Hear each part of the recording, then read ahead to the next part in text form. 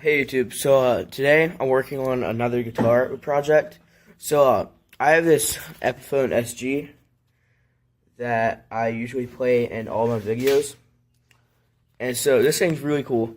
I don't know what year it is or anything. I'm not the original owner. It's probably been through like 3 or 4 owners. And I don't know who the original owner was, but I got this from one of my friends for Christmas. And yeah, so pretty much this thing's kind of funky because it doesn't have a pick guard. And I've never seen an SG that comes factory with no pick guard. So I'm going to fix that today. I'm going to try to I'm going to make another pick guard for it. And so I'm thinking about just doing like a laminate pick guard or something. So yeah, I'm going to see what kind of laminates we have. If not that, I'm going to do like some 1/4-inch plywood and maybe paint that or something. So yeah, it's going to be pretty cool. But so first things first, I'm just going to measure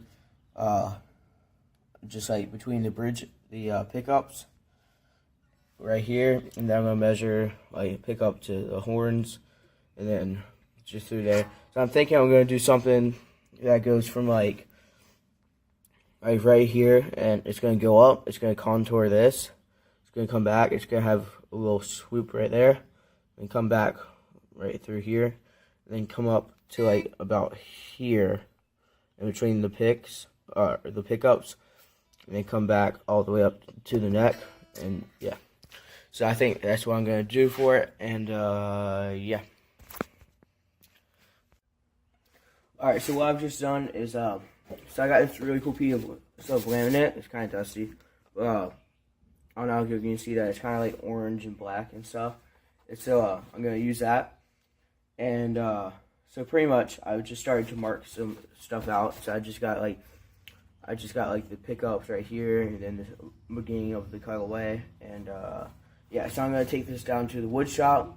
I'm going to cut out a little bit at a time, trace it, cut it on the bandsaw, bring it back, trace it, cut it on the bandsaw, and yeah, that's what I'm going to keep doing. Alright, so what I'm going to do right now is I'm going to take this piece of laminate to the bandsaw, and first I'm going to do a practice cut, because I don't know exactly how laminate's going to react to the bandsaw. I don't know if it's going to split, if it's going to cut nicely, so yeah, that's what I'm going to do right now. So here we go. Alright, so I got this really cool angle for the camera. So I actually have it sitting right in the C of the bandsaw. So, yep, here we go. Hopefully it doesn't break my camera. Oh, it just... Alright, here we go. Practice cut part 1.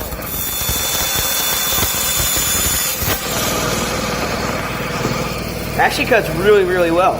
It cuts just like wood, if not better. So, it's not splitting or anything, so that's good. Alright, I'm going to go ahead and start cutting this stuff out.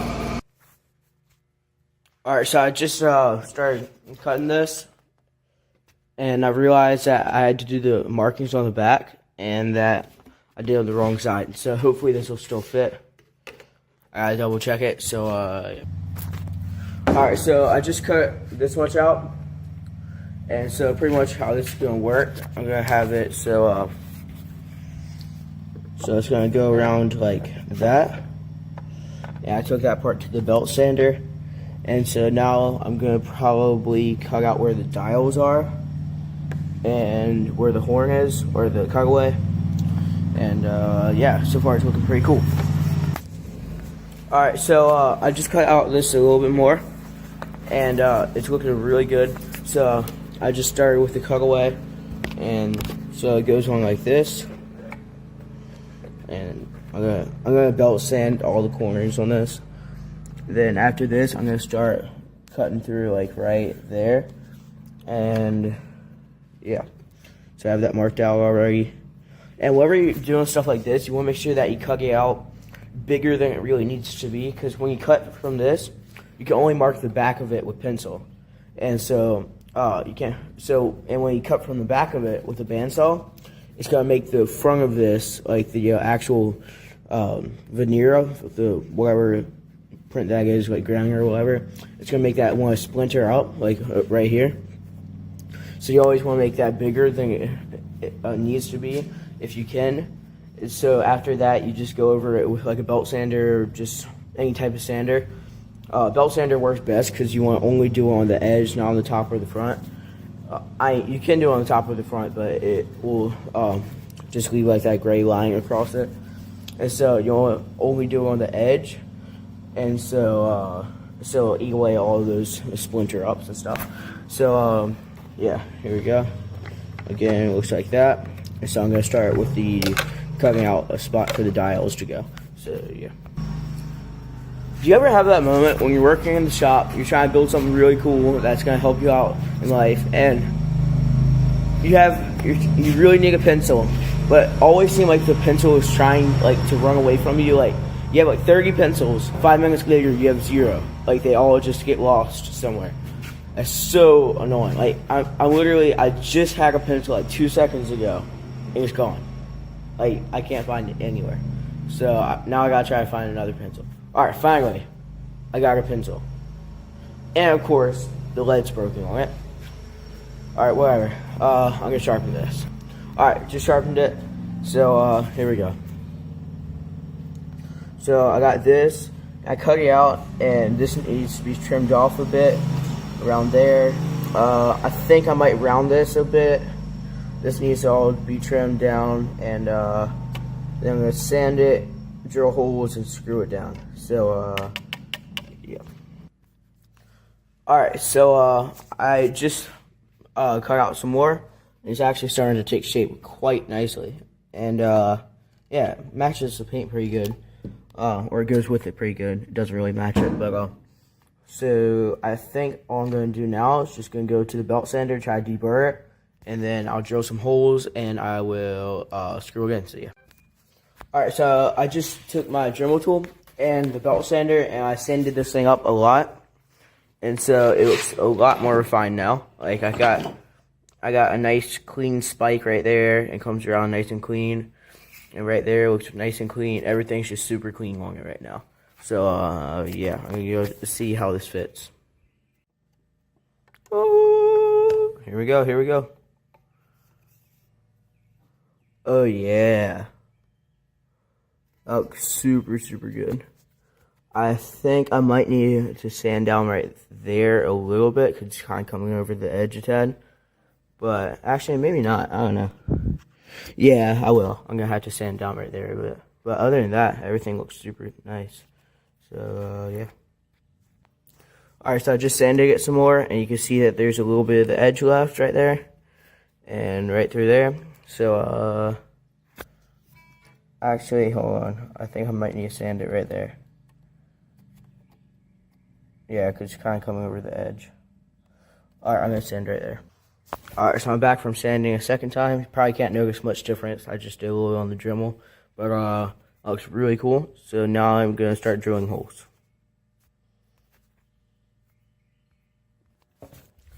Alright, so, I just drilled a bunch of holes in this. And so now I'm going to drill them in the guitar now. Whoa, look.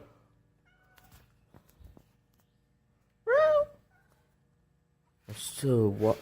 Look as the wild lion strikes his prey. Hey, Boogie, what you doing? Milton, Milton, Milton!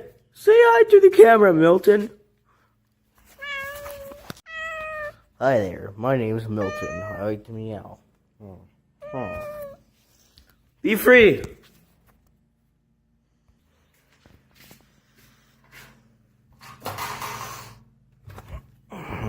Mr. Power Drill.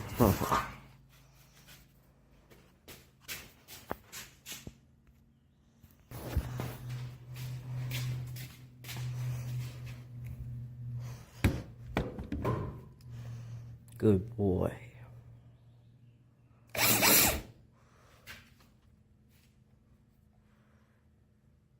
And he's got almost full battery. Good job. Alright, here comes the sketchy part. Now I have to drill into my lovely guitar. It's gonna suck. Alright, so what I'm doing right now, I just finished drilling all these holes in it. And so I'm taking a thicker bit, and I'm just going along, and I am countersinking all the holes so that when you drill the screws in, they don't crack the finish, which will happen. I've experienced it myself, and it really sucks. So what I used for this to drill the main holes was I took a small little nail, I grinded the head off of it, and I hammered that in so it's nice and smooth. And then I took it to the belt sander. I don't know if it's going to focus or not. Come on. Almost there. Anyways, I took it to the belt sander, and I grinded a flat head onto it.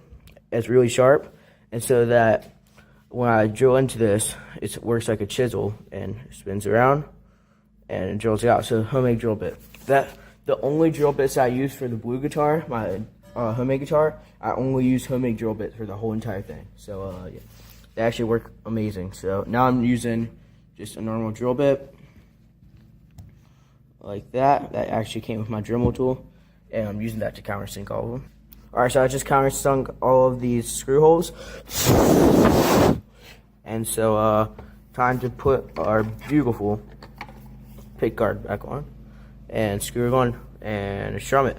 So yeah, I gotta replace these strings soon. And actually no, I was thinking about oiling this, but I think it's pretty good. I might polish the frets with some steel wool, or my polish and wheel on my Dremel tool over there. Or but yeah, that looks pretty sick. So I'm gonna go screw these on.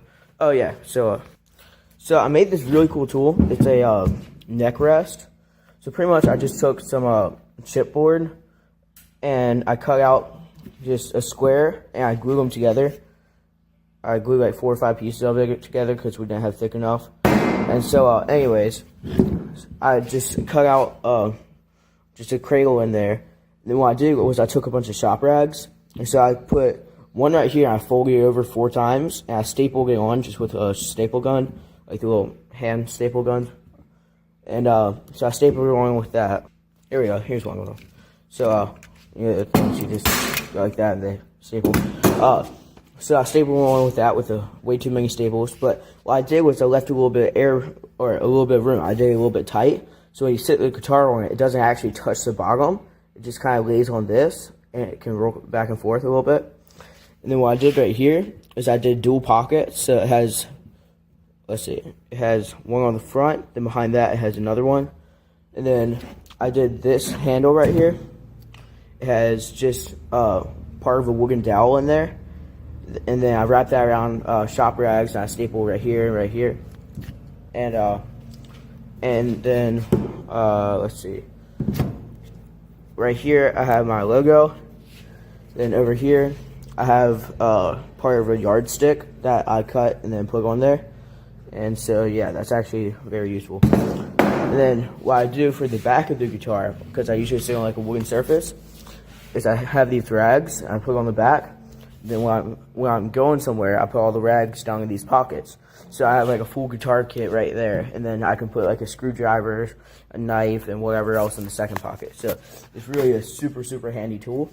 You can make it in like half an hour with just like everyday supplies and tools, and you can really completely customize it however you want. You can paint it, not paint it, sand it, not sand it, round the edges, not round the edges. Put whatever tools you want on it, like ruler, pockets, handle, or not do that. It's completely up to you. But pretty much what you do, you just take this, you just set the neck in it, it keeps it propped up so you can work on it. Put these rags out, and you can put your tools back in here. Super, super useful. Just a simple little tool. And you can buy these off of like Amazon or wherever. And by the way, I'm not sponsored by anybody, but you can buy these off like Amazon, StewartMcDonald.com, like all these different places, eBay probably. And you can do that, but a lot of them don't come padded unless you get from like StewMac.com. You have to pay like $20 for it when you could just make one at home in like 10 minutes for like super cheap, super easy. So yeah, that's just a little part of the video I wanted to include. So I'm gonna go try to screw these on now. Alright, so I just installed it, and that's what it looks like. I think it looked cool. So, now I'm going to do a demo. Alright, here we go. Here's a demo.